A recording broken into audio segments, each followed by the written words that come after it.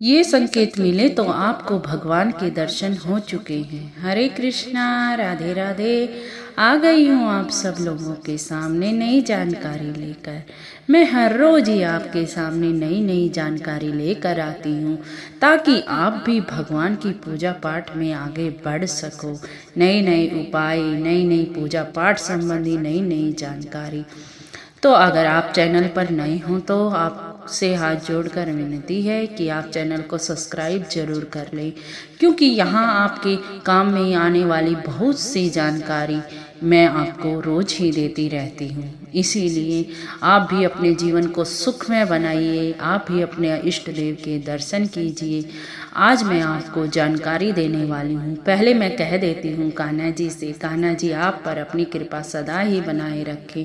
मैं कान्हा जी के चरणों में यही प्रार्थना करती हूँ कि आप सब सुखमय और मंगलमय रहें, वो अपनी कृपा पर हमेशा ही बनाए रखें। चलो वीडियो शुरू कर देती हूँ। अब आज मैं आपको इस वीडियो में बताना चाहती हूँ कि आपको अगर यह संकेत मिले तो आपके इष्ट देव के दर्शन आपको हो चुके हैं। यह प्रसन्न सभी पूजा करने वालों का होता ही है कि हमें पूजा करते करते इतना टाइम हो गया, इतना टाइम हो गया, लेकिन कभी भी हमें अपने इष्ट देव के दर्शन नहीं हुए।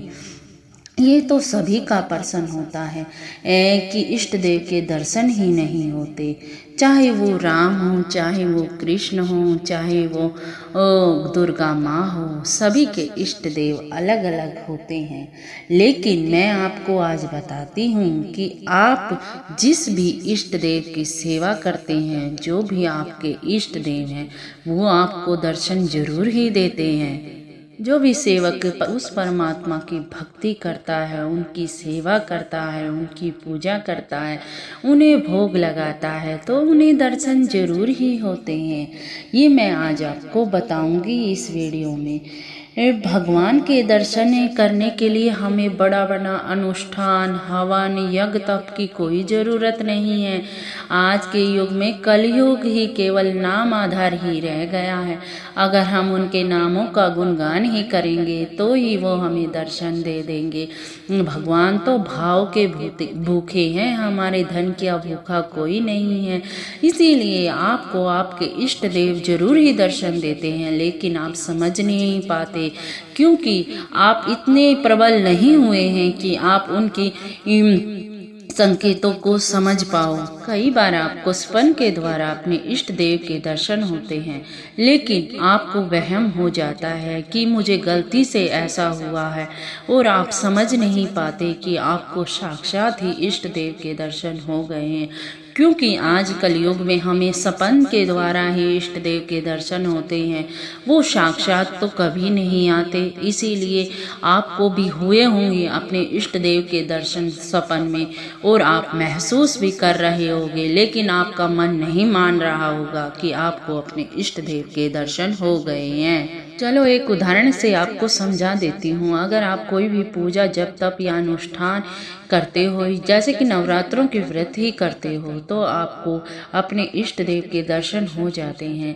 वो दर्शन मैं बताती हूँ कैसे होते हैं। आपको मूर्ति दिखती है, या तो वो आपके मंदिर में है, या कभी आपको सिद्ध के स्थान की मूर्ति दिखती है, जो किसी सिद्ध पीठ स्थान पर होती है, तो आपको उसके दर्शन हो जाते हैं। तो आप समझ लीजिए कि आपको अपने इष्ट देव के ही दर्शन हो गए हैं, क्योंकि वो आपके इष्ट देव द्वारा ही संकेत। आज कलयुग में इष्ट देव आपके साक्षात तो कभी दिखाई ना देंगे, वो तो सपन के माध्यम से ही आपको दिखाई देंगे और सब कुछ बता जाएंगे। इसीलिए मैं आपको यह वीडियो लेकर आई हूँ कि आपको आपके इष्ट देव हमेशा ही सपन के माध्यम से जानकारी देंगे कि आपको क्या करना है और क्या नहीं करना।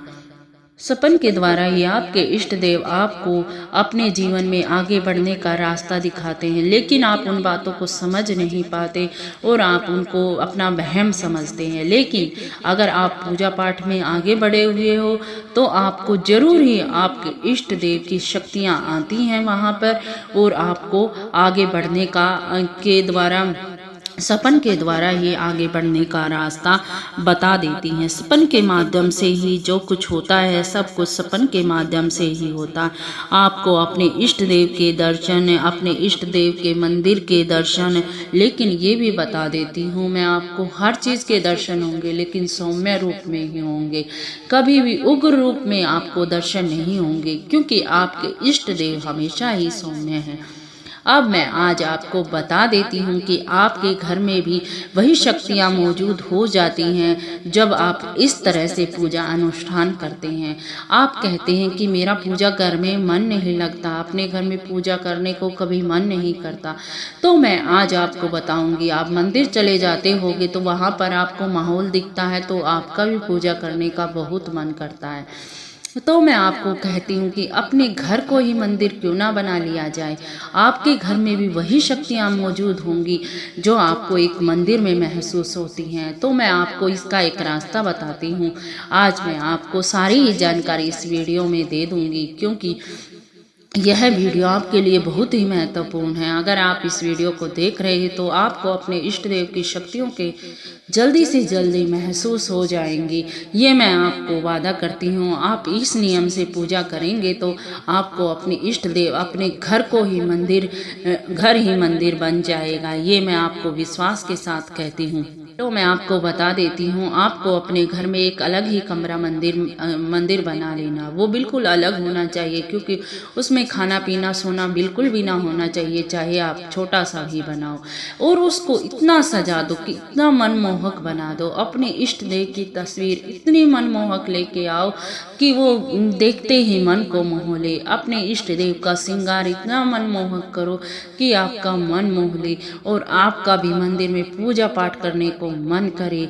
जैसे बाहर के मंदिरों में आपका पूजा पाठ करने को मन करता है, वैसे ही अपने घर के मंदिर को बनाओ। अपने घर के मंदिर को इतना सुसज्जित बनाओ कि आपका नहीं औरों का भी मन करे कि आपके मंदिर में आके पूजा करें।